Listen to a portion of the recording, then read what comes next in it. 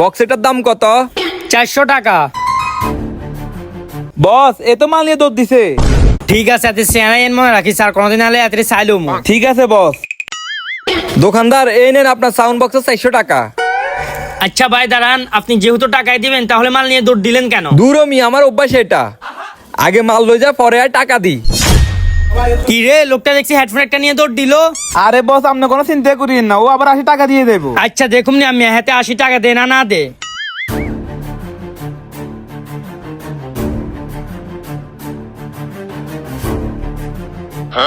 কি রে, টাইম তো অনেকক্ষণ হয়েছে, দোকান বন্ধ করার সময় হয়ে গেছে, কাস্টমার এটা এখনো আসে না কেন? বস মনে হয় আজকে আমি খাইছি ধরা। কি রে, তুই না আমার চিন্তা করবি মানা করছস, এখন তো আমার চিন্তা আরো বাড়ি গেছে। আরে মি আপনি তো এটা বাকি দিছেন, আপনি তো দেখিও তো আমি বাকি দিছি।